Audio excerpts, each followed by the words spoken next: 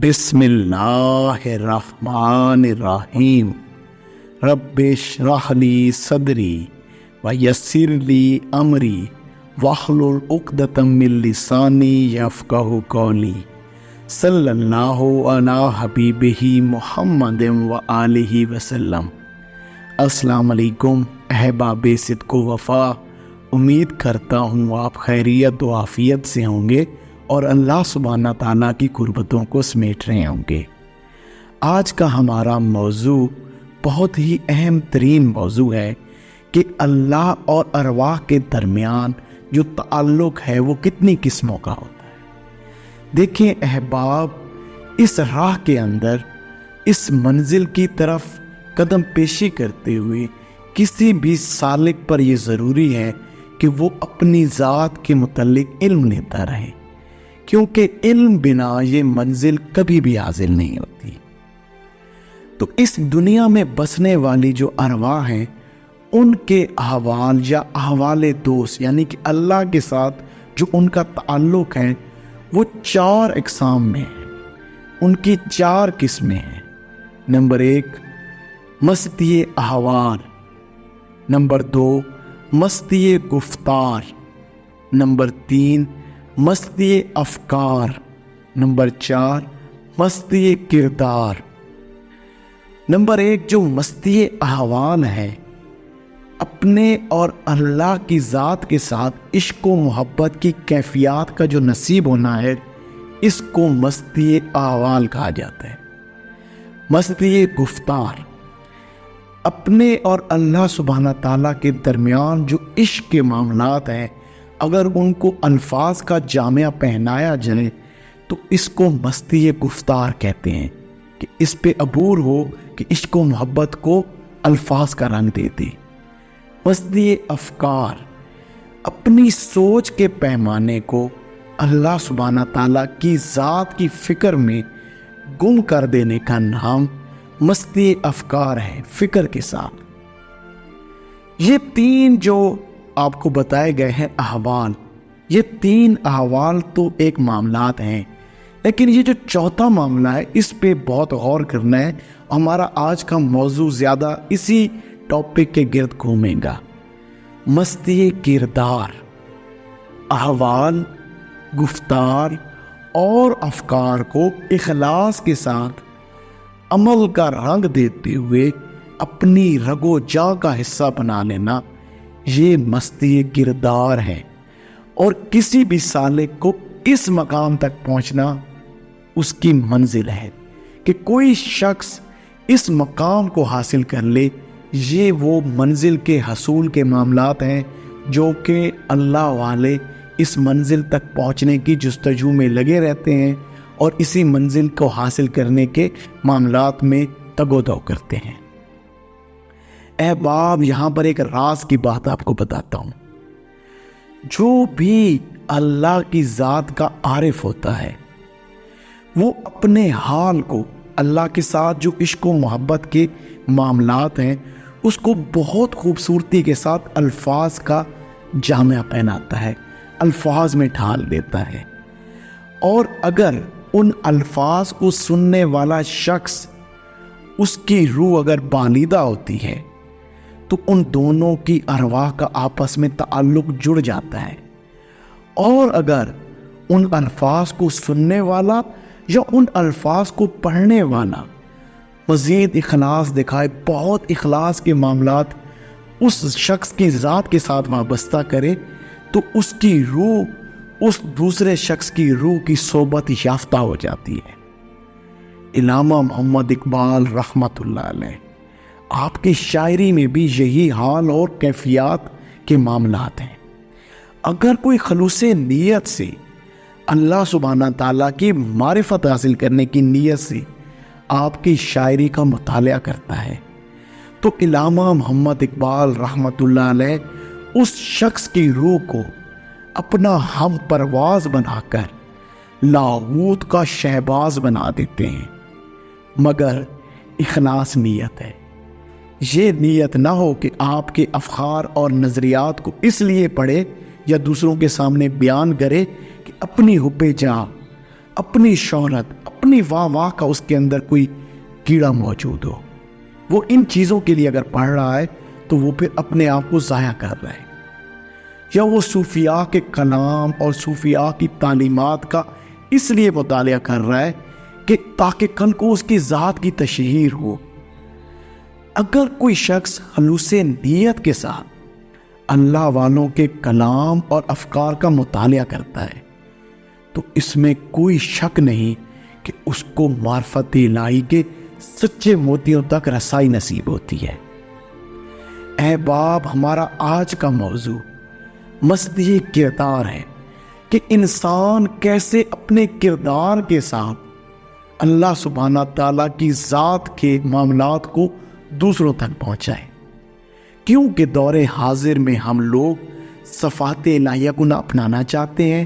نہ ہی اپنی ذات اور نفس کو فنائیت کی طرف لے کے جانا چاہتے ہیں، تو بھائی اس سے کچھ حاصل وصول نہیں ہوگا۔ بے شک آپ اللہ والوں کی تعلیمات پڑھ کر معرفت و طریقت کے دقیق نکات جان لیں، آپ عشق و معرفت کی لمبی بحثیں کرنا شروع کر دیں، بے شک آپ معرف الہی بن کر اللہ کی ذات کے چرچے شروع کر دیں، لیکن اگر ہم نے، آپ نے، کسی شخص نے بھی جو ایسا کر رہا ہے، اس نے شریعت محمدی صلی اللہ علیہ وآلہ وسلم کو اپنے ظاہر اور اپنے باطن کے اوپر لاگو نہیں کیا، تو جان لے کہ بروز محشر یہ تمام معاملات اس کے لیے مزید محرومی اور اللہ کی ناراضگی کی سبب ہوں گے، کیونکہ سمجھ بوجھ رکھنے کے باوجود، اللہ کی معرفت کے نکات جاننے کے باوجود، بزرگوں کے احوال جاننے کے باوجود بھی وہ شخص ان پر عمل کرنے سے محروم رہا، تو اس وجہ سے وہ شخص مزید خسارے میں ہوگا اور اللہ کی مزید دوری کے معاملات ہوں گے اور اللہ کی ناراضگی کے معاملات زیادہ اس شخص پہ کھلیں گے۔ لہٰذا جو بھی شخص اس راہ میں آئے اسے یہ نصیحت ہے وہ کسی با کردار رہنما صاحب مستی کردار کی صحبت کے اندر اپنا سفر شروع کریں، کیونکہ وہ شخص اس شخص کے ظاہر و باطن کو مستی کردار کے معاملات تک لے جانے کے لیے تگ و دو کرے گا، اور اگر کوئی شخص مستی کردار کی اس منزل کو جا پہنچا جس کی دور حاضر کے اندر ضرورت ہے، تو وہ شخص نہ صرف خود بہت خوبصورت معاملات کردار کا مالک ہوگا، اللہ کی ذات کا قرب یافتہ ہوگا، بلکہ اس کی وجہ سے مزید بہت سارے لوگ اللہ کی معرفت، اللہ کی پہچان کے سفر کو کریں گے، اللہ کی ذات کو پہچانیں گے، اللہ کے معاملات تک پہنچیں گے اور اپنی روح کی خوبصورتی میں اضافہ کریں گے۔ احباب، علامہ محمد اقبال رحمۃ اللہ علیہ، عارف لاہوری، جو کہ ایک بہت خوبصورت بزرگ ہیں، انہوں نے اپنے اشعار کے ذریعے سے اس سوئی ہوئی قوم کی سوئی ہوئی ارواح کو جگانے کی کوشش کی ہے۔ تو آج مستی کردار کے اس موضوع پر میں علامہ محمد اقبال رحمۃ اللہ علیہ کی شاعری کی مدد سے آپ احباب کو اس منزل کے متعلق سمجھانے کی کوشش کروں گا، تاکہ آپ اور میں اس منزل کو حاصل کرنے کی جستجو کریں۔ علامہ محمد اقبال رحمۃ اللہ علیہ فرماتے ہیں، صوفی کی طریقت میں فقط مستی احوال، صوفی کی طریقت میں فقط مستی احوال، ملا کی شریعت میں فقط مستی گفتار، ملا کی شریعت میں فقط مستی گفتار، شاعر کی نوا مردہ و افسردہ و بے ذوق، شاعر کی نوا مردہ و افسردہ و بے ذوق، افکار میں سرمست، افکار میں سرمست نہ خوابیدہ نہ بیدار، افکار میں سرمست نہ خوابیدہ نہ بیدار، وہ مرد مجاہد نظر آتا نہیں مجھ کو، وہ مرد مجاہد نظر آتا نہیں مجھ کو، ہو جس کے رگو پہ میں، ہو جس کے رگو پہ میں فقط مستی کردار، ہو جس کے رگو پہ میں فقط مستی کردار۔ علامہ محمد اقبال رحمت اللہ علیہ نے اس نظم کے اندر ایک پورا جہاں سمیٹ دیا۔ اب ان الفاظ پہ اس نظم کے اوپر غور و تدبر کرتے ہیں۔ پہلے اشعار کے اندر آپ رحمت اللہ علیہ فرماتے ہیں، صوفی کی طریقت میں فقط مستی احوال، صوفی کی طریقت میں فقط مستی احوال، ملا کی شریعت میں فقط مستی گفتار۔ اب پہلے شعر کی طرف جاتے ہیں، صوفی کی طریقت میں فقط مستی احوال۔ یہاں پر آپ ایک صاحب عروج صوفی کی طرف اشارہ فرما رہے ہیں۔ صاحب عروج کون ہوتا ہے؟ جو اپنی ذات کو ختم کر رہا ہوتا ہے اور اللہ کی صفات کو اپنانے کی کوشش کر رہا ہوتا ہے اور اللہ کی طرف سفر کر رہا ہوتا ہے، اس کو کہتے ہیں صاحب عروج۔ جو اللہ سبحانہ تعالیٰ کی طرف سفر کر رہا ہے، اس کو اللہ کی ذات کے ساتھ عشق و محبت کے احوال بھی نصیب ہو گئے۔ وہ اپنی ذات کی پاکی کے بھی بے شمار معاملات رکھتا ہے، لیکن ان تمام چیزوں کا کیا فائدہ اگر اس کی اس پاکی ذات اور اس عشق و محبت سے امت محمدیہ صلی اللہ علیہ وآلہ وسلم کو کوئی فائدہ ہی نہیں ہو رہا، یا اس کو خود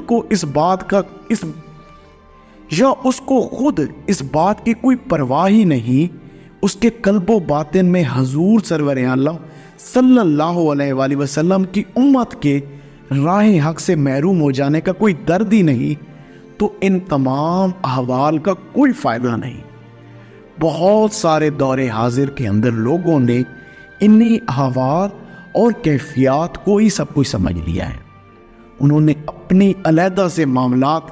اسی وجہ سے شروع کر دیے، وہ اسی چیز کو سب کچھ سمجھتے ہیں۔ ایک خاص قسم کا جبہ کبا اور ایک خانقاہ میں ایک محدود جگہ پر بیٹھ جا کر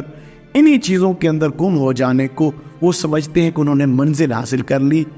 لیکن علامہ محمد اقبال رحمت اللہ علیہ ایسے لوگوں کی نفی فرما رہے ہیں کہ بھائی ایسے لوگوں کی اللہ کے ہاں کوئی خاص معاملہ نہیں ہے۔ ایسے لوگوں کا اپنی ذات تک محدود ہو تو بھائی اپنی ذات تک محدود لوگوں کا حضور کو کیا فائدہ؟ حضور کیا چاہتے ہیں؟ حضور یہ نہیں چاہتے۔ حضور سے بڑھ کر بھلا کس کے احوال ہوں گے؟ لیکن آپ نے خود کو ان احوال میں گم نہیں کیا۔ اب ذرا جو علامہ محمد اقبال رحمت اللہ علیہ معاشرے کے دوسرے پہلو کی طرف بھی اشارہ فرما رہے ہیں، اس پہ بھی غور و تدبر کرتے ہیں، پھر ان دونوں کو ملائیں گے۔ آپ فرما رہے ہیں کہ ملا کی شریعت میں فقط مستی گفتار۔ آپ فرما رہے ہیں جو ملا اور مولوی ہے، اس کی جو شریعت ہے وہ فقط باتوں تک محدود ہو گئی ہے۔ یہ حضور نبی کریم صلی اللہ علیہ وآلہ وسلم کی شریعت کو جانتا تو بہت زیادہ ہے، اس کی گفتار سے لوگ حیرت میں مبتلا ہو جاتے ہیں، مگر کیا حاصل کہ یہ شریعت محمدیہ کو اپنی ذات پر ظاہر و باطن لاگو ہی نہیں کرتا۔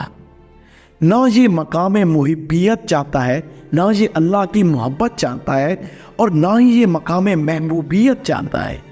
یا نہ یہ اللہ کی ذات کے ساتھ محبت کرنا چاہتا ہے، نہ یہ اللہ کا محبوب بننا چاہتا ہے۔ یہ صرف باتوں تک ہی محدود ہے۔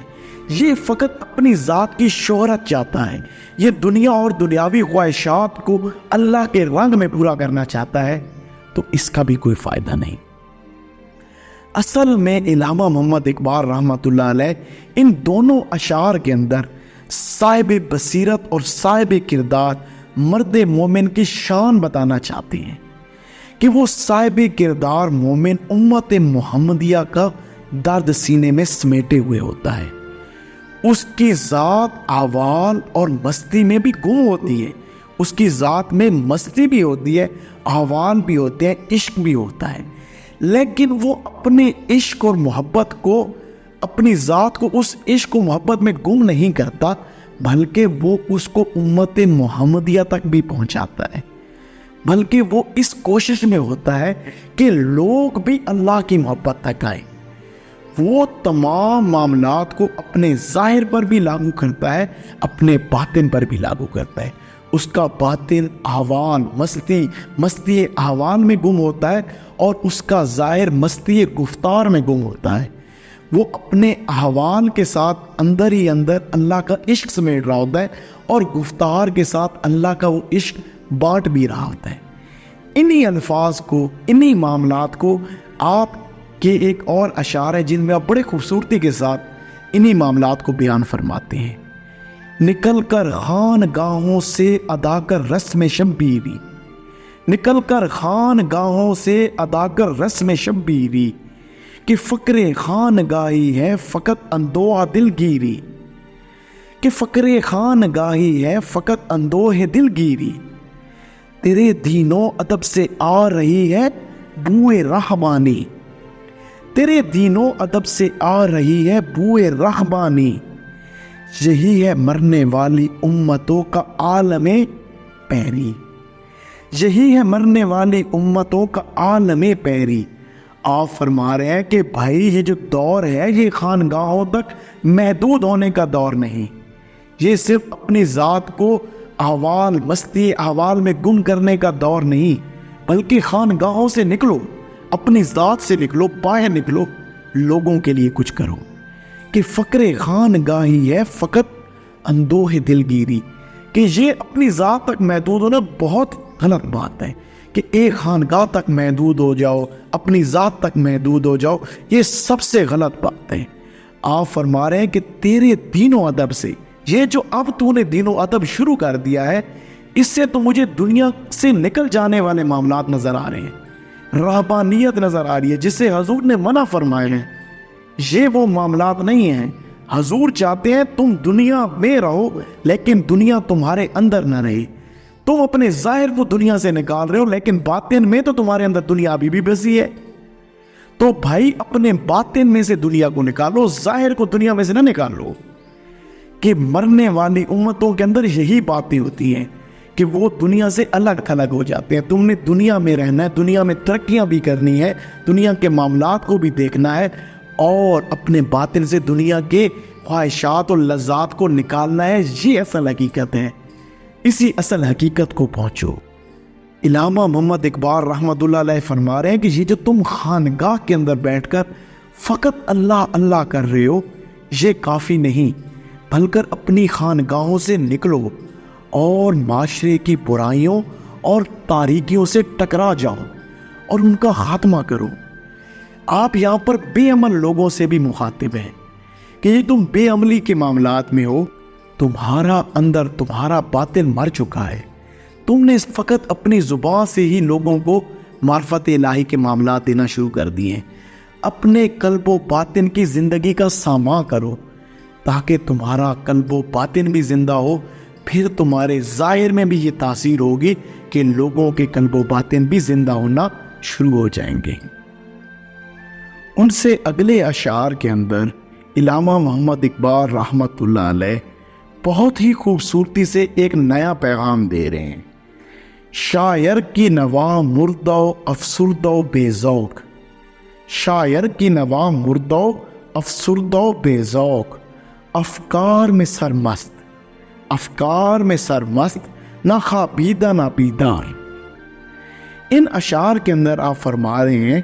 کہ دور حاضر کے جو شاعر ہیں، جو کہ اپنی شاعری کے ذریعے سے جن کا یہ کام تھا کہ وہ عوام کی سوئی ہوئی ارواح کو جگاتے، ان کو چاہیے تھا کہ وہ خود صاحب کردار کی صورت ابھر کر اس معاشرہ کی بہتری کے لیے کوئی کام کرتے، مگر افسوس کہ ان شاعروں کی صدائیں تو مردہ ہیں اور غم دنیا میں ڈوبی ہوئی ہیں اور بے ذوق ہیں، کیونکہ یہ خود دنیا اور دنیاوی خواہشات میں گم ہیں۔ کاش کہ یہ اللہ سبحانہ تعالیٰ کے آفتاب معرفت سے اپنے ذوق و شوق کو منور کرتے، کہ پہلے اپنی ذات کو درست کرتے، مگر یہ تو دنیاوی خواہشات کی فکروں میں مست ہیں، اپنے افکار کو دنیا کی طرف موڑے ہوئے اور یہ سمجھتے ہیں کہ یہ زندہ ہے۔ مگر علامہ محمد اقبال رحمۃ اللہ علیہ کے نزدیک یہ ایسی حالت میں ہے جہاں نہ ان کو سویا ہوا تصور کیا جا سکتا ہے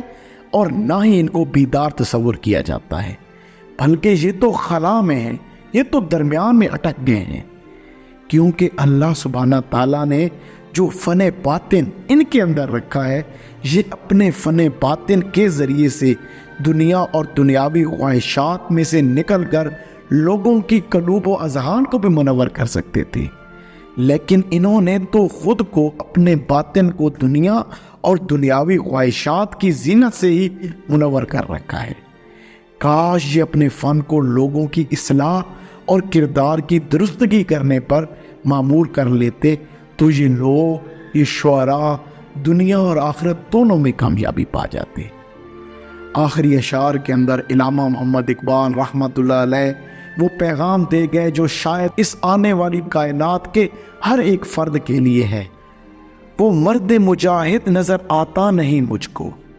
وہ مرد مجاہد نظر آتا نہیں مجھ کو، ہو جس کے رگ و پہ میں فقط مستی کردار۔ وہ مرد مجاہد نظر آتا نہیں مجھ کو، ہو جس کے رگ و پہ میں فقط مستی کردار۔ آخری اشعار میں علامہ محمد اقبال رحمۃ اللہ علیہ افسوس کرتے ہیں کہ مجھے کوئی صاحب نزول مقام بقا میں موجود صاحب کردار مرد مومن ہی نظر نہیں آتا۔ آپ ایسے کسی صاحب کردار کی تلاش میں یہ سبق دے رہے ہیں جو کہ تزکیہ کے مقام پر فائز ہو کر صاحب منزل ہو، جو کہ من عرف نفسہ فی الفنا سے فقط عرف ربہ بالبقاء کے مقام پر پورا اترتا ہو، جو کہ اپنی ذات اور نفس کو فنا کر چکا ہو اور اس کی ذات اور کردار میں صفات الہیہ چھلکتی ہوں، جس کے کردار کی خوشبو سے لوگ صاحب کردار بنتے ہوں،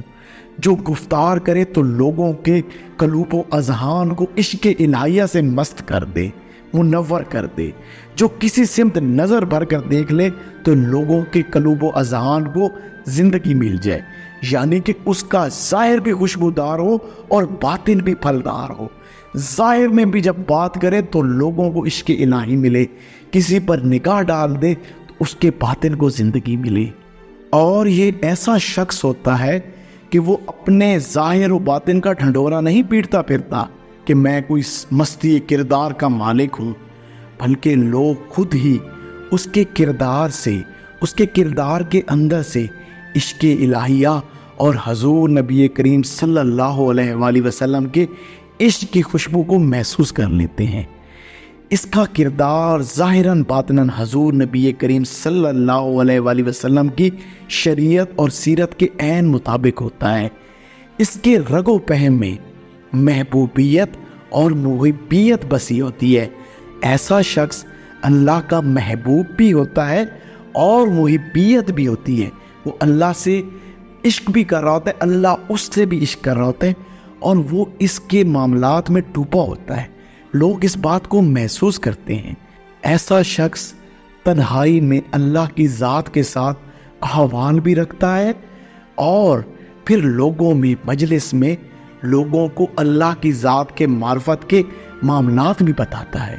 جب تنہا ہوتا ہے تو احوال کی مستی میں گم ہوتا ہے، جب مجلس میں ہوتا ہے، لوگوں کے درمیان میں ہوتا ہے تو مستی گفتار میں گم ہوتا ہے، اکیلا ہو کر اللہ کی محبت کو سمیٹتا ہے، اور جب لوگوں میں ہوتا ہے تو اللہ کی محبت کو لوگوں پر لٹاتا ہے۔ ایسا شخص جب بزم شاہراہ میں ہوتا ہے، جب اللہ کے دوستوں میں ہوتا ہے، عاشقین میں ہوتا ہے، تو اپنے احوال کو الفاظ کا جامہ پہنا کر اپنے کردار کی صورت لوگوں کے سامنے پیش کر دیتا ہے۔ الفاظ سے بھی پیش کرتا ہے اور اپنے کردار سے بھی پیش کرتا ہے، اپنے افکار سے بھی پیش کرتا ہے، اور لوگوں کو عشق الہیہ کی وہ مہ پلا دیتا ہے، جس سے جو دوسری ارواح ہے وہ بھی مستی کردار کی منزل کو جا پہنچتی ہیں۔ علامہ محمد اقبال رحمۃ اللہ علیہ لوگوں کو اصل میں تلقین فرما رہے ہیں کہ اگر تمہیں حیات قلب چاہیے، حقیقی زندگی چاہیے، تو کسی صاحب کردار مرد مومن کی پیروی کرو۔ علامہ محمد اقبال رحمۃ اللہ علیہ کیا خوبصورت انداز میں فرماتے ہیں، کہتا ہے زمانے سے یہ درویش جواں مرد، کہتا ہے زمانے سے یہ درویش جواں مرد، جاتا ہے جدھر بندہ حق، جاتا ہے جدھر بندہ حق تو بھی ادھر جا، کہ تم بھی صاحب کردار کی صحبت یافتہ ہو کر اپنے کردار کو نکھارو، تاکہ تم اپنے کردار سے سرکار دو عالم احمد مجتبیٰ صلی اللہ علیہ وآلہ وسلم کی امت کی اصلاح کر سکو، کیونکہ حضور سرور عالم صلی اللہ علیہ وآلہ وسلم نے یہ ذمہ داری اپنے ہر ایک امتی کو عطا فرمائی ہے کہ وہ اگر ایک لفظ بھی جانتا ہے تو اس پر عمل کر کے دوسروں کی اصلاح کرے۔ اگر آپ بھی صاحب کردار بننا چاہتے ہیں، آپ بھی مستی کردار کے سفر تک پہنچنا چاہتے ہیں، تو آپ ہم سے رابطہ کریں۔ ہم آپ کو ایسے صاحب کردار لوگوں کی صحبت میں لے جائیں گے جہاں سے آپ علم معرفت سیکھ کر، ان کی زبانوں سے وہ علم معرفت کے معاملات سیکھ کر، جو وہ عشق الہی اپنے اندر سموئے ہوئے ہیں، وہ جب الفاظ کا جامع پہنا کر وہ آپ تک پہنچائیں گے، اور اگر آپ ان پر عمل کریں گے تو آپ بھی مستی کردار کے حامل ہو جائیں گے۔ اگر آپ ہم سے رابطہ کرنا چاہتے ہیں تو ہمارا نمبر آپ کو اسکرین کے اوپر نظر آ رہا ہے، یا میں گروپ کا لنک بھی اس ویڈیو کی ڈسکرپشن میں دے دوں گا، آپ اس کے ذریعے سے ہمارے ساتھ رابطہ کر سکتے ہیں۔ اچھی بات کو سن کر دوسروں تک پہنچا دینا بہترین صدقہ جاریہ ہے۔ اللہ سبحانہ تعالیٰ آپ کو مجھے عمل کی توفیق عنایت فرمائے۔ جزاک اللہ۔